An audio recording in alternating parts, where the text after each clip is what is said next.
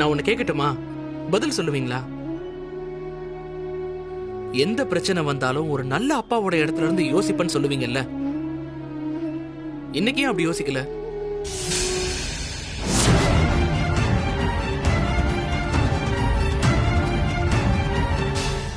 பார்த்திபா, சொல்லுங்க.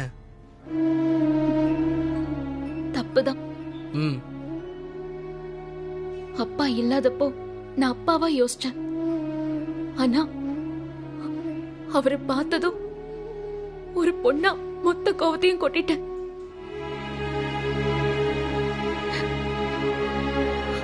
அவர் பண்ணது தப்புதானே? சொல்லு சொல்லு பார்த்திபா. இத்தனை வருஷத்துல அப்பா இல்லங்கிற ஒரே காரணத்தினால எத்தனை அவமானப்பட்டிருக்குன்னு தெரியுமா? அவர் பண்ணது தப்பு இல்லைன்னு யாரு சொன்னா? ரொம்ப பெரிய தப்பு தான். அதுவும் இப்போ உங்க அம்மா கிட்ட அவர் ஒரு ஜெயில் பறவை மாதிரின்னு கதை சொன்னார்ல, அது சுத்தமா உண்மை இல்லைன்னு எனக்கு தோணுது. அதுக்காக நீங்க பண்ணதும் சரியில்லையே.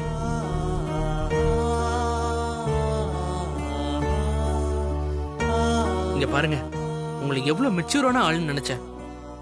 இவ்வளவு பேர் சொல்லியும் கேட்காம அப்படி என்னங்க கோவம் உங்களுக்கு? நீங்க எப்பவும் கண்ட்ரோல்டா இருக்கிற ஆளாச்சே. எப்பவுமே கண்ட்ரோல்டா இருக்கிறவதான். ஆனா இன்னைக்கு கத்தி கூப்பாடு போட்டு சண்டை போடுறேன்னா என் மனசு எப்படி இருக்கும்னு யாருக்கும் புரியாதுல்ல. நானும் மனுஷி தானே, எனக்குல உணர்வுகளே இருக்காதா? இல்லங்க, நான் அப்படி சொல்ல வரல. நான் யார உலகம்னு சுத்தி சுத்தி யாருக்காக வாழ்ந்தனோ அவங்களே என் உணர்ச்சிகளை புரிஞ்சுக்கல. உன்கிட்ட கேட்டு என்ன ஆக போகுது சொல்லு. கொஞ்சம் நான் சொல்றத பொறுமையா யோசிச்சு பாருங்க. உங்களை தவிர உங்க வீட்ல இருக்கிற வேற யாராச்சும் இப்படி ஒரு வாழ்க்கையை அமைச்சு கொடுத்திருக்க முடியுமா? சொல்லுங்க. கண்டிப்பா முடியாது. அது அவங்களுக்கும் தெரியும். இத்தனை தடவை தட்டி போய் நடக்கிற கல்யாணம் நின்னுடக்கூடாதுன்னு எல்லாருக்குள்ளயும் ஒரு பதட்டம். உங்க வீட்டுக்கு மட்டும் இல்லங்க, அரவிந்த் வீட்டுக்காரங்க முகத்துல கூட பார்த்தேன். இவ்ளோ செஞ்சனா அதையும் செய்வேன்னு என் மேல அவங்களுக்கு நம்பிக்கையே இல்லையே. விட்டுட்டு போன அவருக்காக என்னையே தூக்கி எறிய ரெடி ஆயிட்டாங்களே. என்னங்க பேசுறீங்க? கல்யாணங்கிறது அவ்வளவு சாதாரண விஷயம் இல்லைங்க. அதுவும் இந்த கல்யாணம், ஐயோ எப்படின்னு உங்களுக்கே தெரியும். இப்ப நீங்க ஜெயிச்சீங்களா உங்க அப்பா ஜெயிச்சாரங்கிறது முக்கியம் இல்லைங்க. ராதிகா வாழ்க்கை தோத்து போயிடக்கூடாது. அதுக்கு தானே இவ்வளவு கஷ்டப்பட்டீங்க. நீங்க கண்டிப்பா அங்க இருக்கணுங்க. தயவு செஞ்சு வாங்க.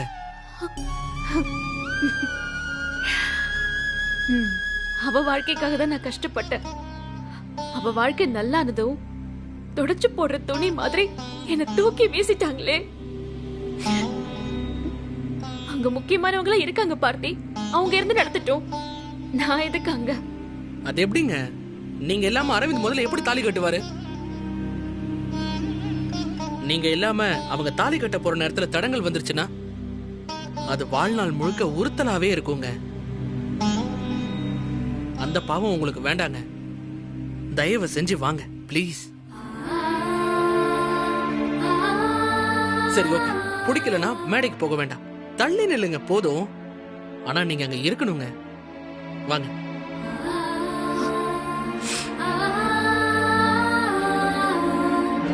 ओम महालक्ष्मी स विद्महे विष्णुपत्नी स धीमहि तन्नो लक्ष्मी प्रचोदयात्। ओम गेटिमेळं मांगल्यं धन्तुनानेन मम जीवन हेतुना कण्ठे रत्नां सुभगे सञ्जीव शरदां शतं सर्वमङ्गलमाङ्गल्ये शिवे सर्वार्थसाधके शरण्ये त्र्यम्बिके गौरी नारायणि नमोस्तुते।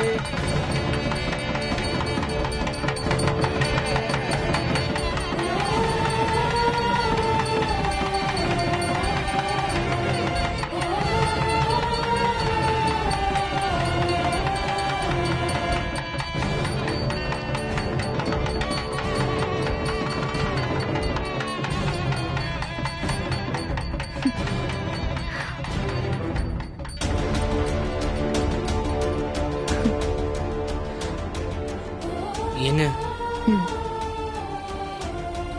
நீ என்னை விட புத்திசாலி திறமைசாலி தான் பார்த்திபா. ஆனா எல்லாராலையும் எல்லா நேரத்திலயும் புத்திசாலியா இருக்க முடியாது. எப்படி நான் எல்லா நேரத்திலயும் அப்பா மாதிரி யோசிக்க முடியலையோ அதே மாதிரி.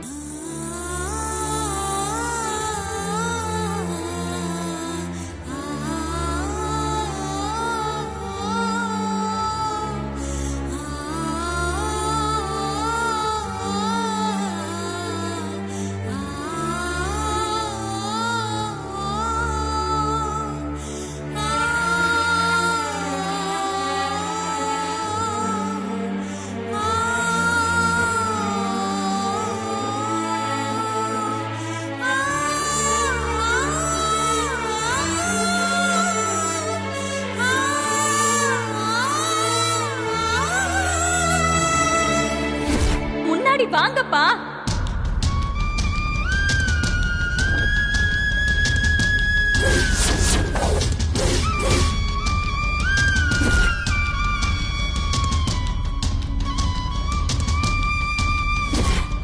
யார கேட்டு உள்ள வந்த? எந்த உரிமையோட உள்ள வந்த? வெக்கமா இல்ல? பொண்டாட்டி பிள்ளைங்கள இத்தனை வருஷம் உயிரோட இருக்கோமா செத்துமான்னு கூட பார்க்காம விருந்து சாப்பிட வந்திருக்கியா? வெளிய போ. அவர் உங்க அப்பாடி. அம்மா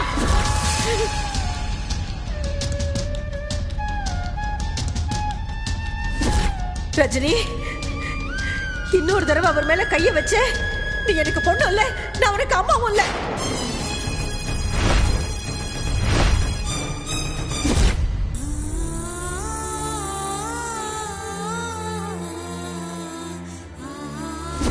அவர் ஏன் கல்யாணத்துக்கு வந்திருக்காரு? இங்கதான் இருப்பாரு, இங்கதான் இருக்கணும்.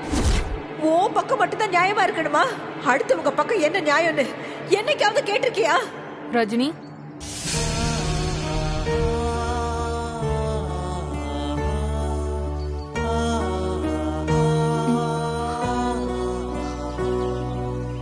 அனிதா, நீங்க என்ன பண்ணிட்டு இருக்க?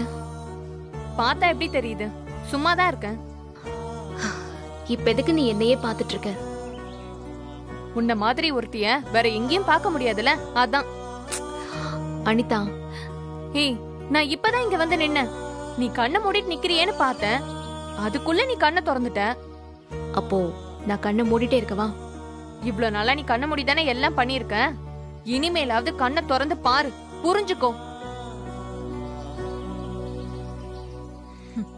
சரி, அடுத்து என்ன பண்ண போற? என்ன பண்ண போறேன்னா புரியல அனிதா. உனக்கு தானே புரியாது. நம்பிட்டேன். இன்னும் கொஞ்ச நேரத்துல எல்லாரும் வந்துருவாங்க. எனக்கு தெரிஞ்சு உன் அப்பாவும் இங்கதான் வருவாரு. இப்ப புரியுதா என்ன பண்ண போற? நான் என்ன பண்றது? இது அவங்க வீடு, அவங்க வர போறாங்க. அப்போ நீ எதுவுமே சொல்ல மாட்ட? எதுவுமே சொல்ல மாட்டேன். சரி, நான் ஒன்னு சொல்றேன், கேக்குறியா?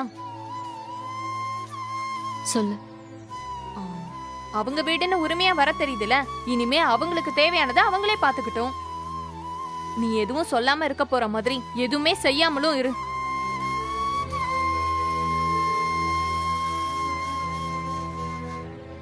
என்ன கேட்டா நீ இங்க கூட இருக்க வேண்டாம். தனியா ஒரு வீடு இல்லனா ஹாஸ்டல் பார்த்து அங்க தங்கிரு.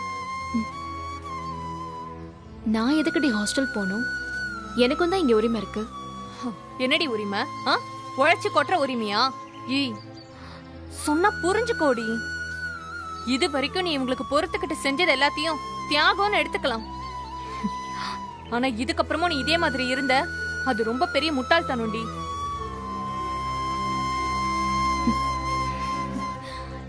இவங்க சொல்லி தானே நீ சித்தப்பா கிட்ட உதவி கேட்ட. அவர் வட்டிக்கு வாங்கி கொடுத்திருக்காருன்னு தெரிஞ்சும் யாரும் எந்த கவலையும் இல்லாம இருந்தாங்கல்ல. வட்டி அவங்களே கட்ட சொல்லு. அனிதா, நான் உன்கிட்ட எத்தனை தடவை சொல்லிருக்கேன், அவங்க மாறிட்டே இருக்காங்கன்னு. என்னையும் மாறிட்டே இருக்க சொல்றியா? மாறிக்கிட்டே இருன்னு சொல்லல, இப்படி ஏமாளித்தனமா இருக்காதன்னு தான் சொல்றேன். இவ்ளோ நேரம் ஆச்சு, நீ எங்க இருக்க, என்ன பண்றேன்னு ஒரு போன் பண்ணியாச்சும் கேட்டாங்களாடி? மண்டபத்துல அவங்க பண்ணது ஆரம்பம்தான். ஆனா அங்க பண்ண மாதிரியே வீட்டை விட்டு நீ வெளியே போன இவங்க சொல்றதுக்கு ரொம்ப நேரம் ஆகாதுடி. உனக்கு தெரியாது? தெரியும் அனிதா. தெரிஞ்சு என்னடி பிரயோஜனம்? இப்படிதான் இருப்பேன்னு அடம் பிடிக்கிறியே. ஆனா கடைசி நிமிஷம் வரைக்கும் இந்த கல்யாணம் நடக்கணும்னு நீ என்னெல்லாம் பண்ணிருப்ப? நீயும் அரவிந்தும் தான் லவ் பண்ணீங்கன்னு தெரிஞ்சும் உனக்காக ஒரு துளி கூட வருத்தப்படாம எப்போ ராதிகா வாழ்க்கை தான் உங்க அம்மா முக்கியம்னு போனாங்களோ அப்பவே எனக்கு சீன் ஆயிடுச்சு. ராதிகாவோட கல்யாணம் எனக்கு மட்டும் முக்கியம் இல்லையா சொல்லு? அவ வாழ்க்கை நல்லா இருக்கணும் தானே நானும் நினைச்சேன். அவங்க பேசினா பேசிட்டு போறாங்க, விடு. நீ என் பொறுமைய ரொம்ப சோதிக்கிறடி. நான் படிச்சு படிச்சு சொல்லிட்டு இருக்க, நீ என்ன தாண்டி நினைச்சிட்டு இருக்க? அனிதா, அவங்க சுயநலவாதிங்கன்னு தெரியும். ஆனா மண்டபத்தை விட்டு வெளியே போன்னு சொல்லுவாங்கன்னு நான் நினைக்கல. எனக்கே அது ஷாக் தான். அப்புறம் அதையும் அக்செப்ட் பண்ணிக்கிட்டேன். நீங்க இல்லைன்னா இந்த கல்யாணமே நடக்காதுன்னு என்ன மண்டபத்துக்கு கூட்டிட்டு வந்தா பார்த்திபா. ஆனா அப்படி யாரும் காத்துட்டு இருக்க மாட்டாங்கன்னு எனக்கு தெளிவா புரிஞ்சு போச்சு. கடைசியில அதான் நடக்கவும் செஞ்சிருக்கு. நீ எல்லாத்தையும் தெரிஞ்சு புரிஞ்சு என்ன பிரயோஜனம்? நீ என்ன பண்ண போற அத சொல்லு. பார்த்திபா எனக்கு ஒரு சீக்ரெட் சொல்லி கொடுத்திருக்கா அனிதா. Live this moment. இப்ப இந்த நிமிஷம் நான் இப்படி இருக்கேன். அடுத்த நிமிஷத்தை பத்தி யோசிக்க என்கிட்ட எதுவுமே இல்லை. நீ திருந்த மாட்ட, திருந்தவே மாட்ட. இதுல அவன் வேற. ச்சே. அனிதா, இங்க பாரு. என்ன ஆகும் ஏதாகும் டென்ஷன் ஆகாம போய் ஏதாவது வேலை இருந்தா பாரு. நீ இங்க இருக்கும்போது அங்க எனக்கு என்னடி வேலை? உங்க அப்பா வராருன்னு ஆரத்தி கரைச்சு வைக்க சொல்றியா? உன்ன மாதிரி எல்லாம் என்னால இருக்க முடியாது. நான் இங்கதான் இருப்பேன்.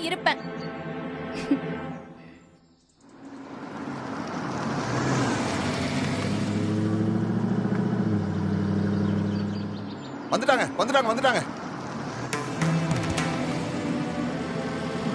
எல்லாரும் வந்துட்டாங்கன்னு நினைக்கிறேன்.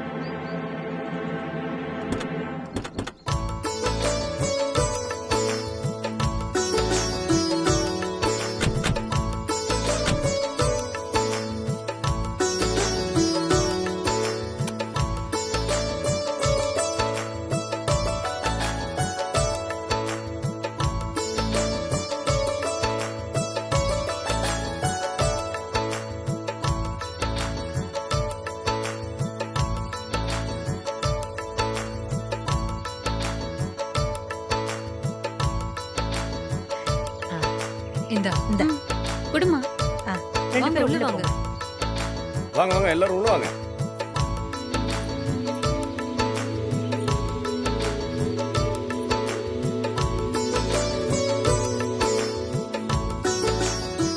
வடிவு சும்மா சொல்லக்கூடாது. உன் வீட்டுக்காரர் எல்லாரும் விழுந்து கவனிக்கிறாரு. அவர் எப்பவுமே அப்படிதான். நீங்க வாங்க.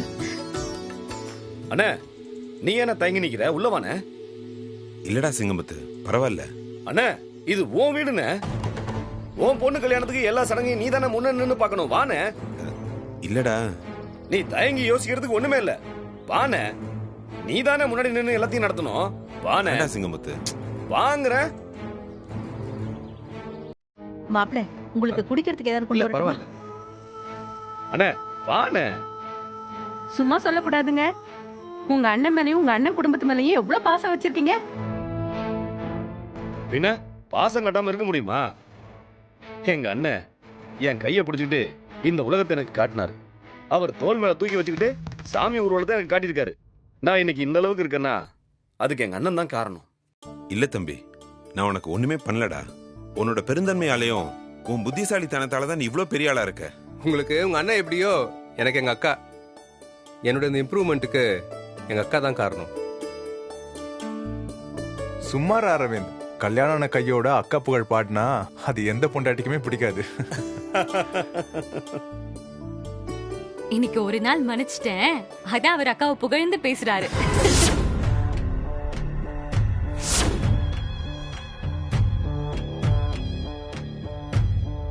நீ தானே முன்னாடி நின்னு எல்லாத்தையும் பாத்துக்கணும். போனேன், போ, அங்க போ. சரி சரி, நேரமாவது மத்த சரங்கெல்லாம் பண்ணணும். ஒண்ணு மாப்பிள்ள எந்திரிச்சு நில்லுங்க, கிழக்கு பார்த்த மாதிரி. எழுந்துக்கோமா. எது கிழக்கு? இங்க இருக்கு. ஓ, தசை மட்டும் இல்ல, இனிமே சகல ராதிகா சொல்றபடிதான் கேட்கணும்.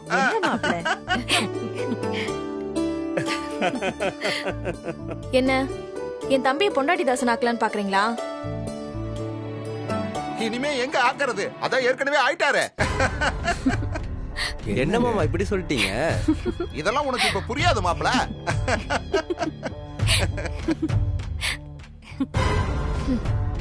சரி, சாமி கும்பிட்டு வந்து பெரியவங்க கிட்ட ஆசீர்வாதம் வாங்கிக்கங்க. போங்க.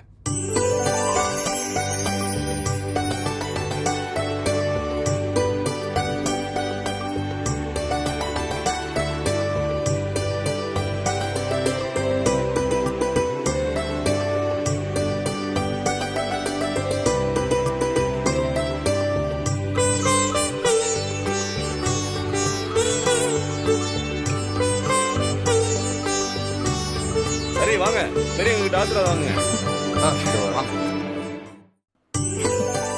அண்ணே நீ வாங்கண்ணே, வாங்க. குழந்தைங்களை ஆசீர்வாதம் பண்ணுங்க. நில்லுங்க, வாங்க நீ வந்து நில்லுங்க.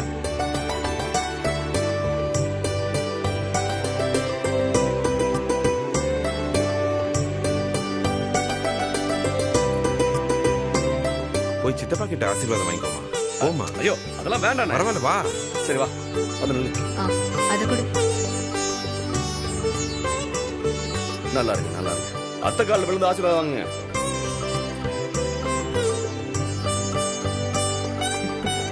நல்லா இருக்கு, நல்லா இருக்கு. முதல்ல உங்க அக்கா மாமா காலில் விழுந்து ஆசீர்வாதம் வாங்க. நல்லா இருங்க, நல்லா இருங்க. நல்லா இருங்க. இந்த வீட்ல எல்லாம் நீங்க தான் போல இருக்கு. ஆமா ஆமா, தம்பி முன்ன நின்னுதா இந்த கல்யாணத்தை இப்படி சீர சிறப்பமா நடத்தி இருக்கு. அக்கா சும்மா அதையே பேசிட்டு இருக்காதீங்கக்கா. எனக்கே ஒரு மாதிரியா இருக்கு. மாப்பிள ரெண்டு பேரும் போய் உட்காருங்க.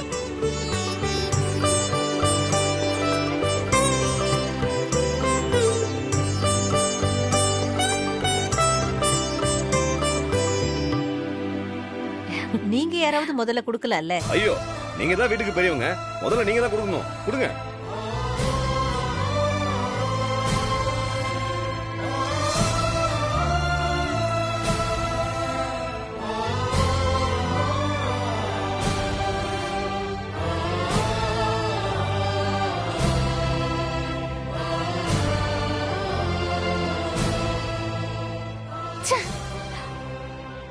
உங்களை பார்க்க அப்படியே.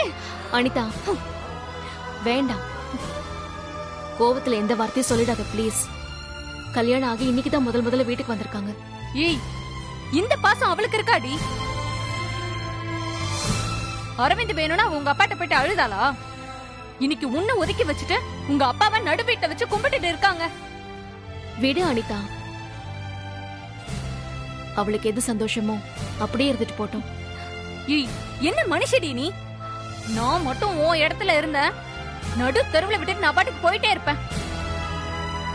இந்த குடும்பத்துக்காடி நீ உன்னோட காதல விட்டு கொடுத்த? நீ தப்பு பண்ணிட்ட ரஜினி, ரொம்ப பெரிய தப்பு பண்ணிட்ட. அனிதா ப்ளீஸ் அனிதா, இனிமே இந்த விஷயத்தை பத்தி எதுவும் பேசாம இருக்கிறதா எல்லாருக்கும் நல்லது. நான் பேசலமா தாயே, நான் பேசல. நீயாச்சும் உன் நன்றி கெட்ட குடும்பமாச்சு. எனக்கு என்ன வந்துச்சு?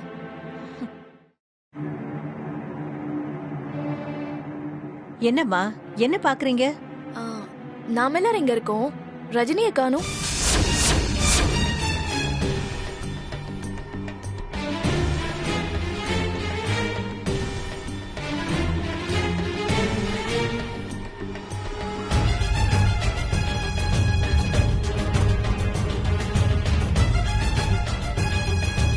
என்ன ஆளாளுக்கு இப்படி பாக்குறீங்க? ரஜினி எங்க? அக்கா மேல இருக்காங்க. ஏன்? இல்ல ஒண்ணு இல்ல, அவளுக்கு லேசா தலைவலி, அதான் போய் படுத்திருக்கா. என்னதான் தலைவலியா இருந்தாலும் வீட்ல முக்கியமான ஃபங்க்ஷன் நடக்கும்போது முன்னாடி வந்து நிக்க வேண்டாமா? சரி, நான் போய் அவளை பாக்குறேன். சரிம்மா, மேலதான் இருக்கா.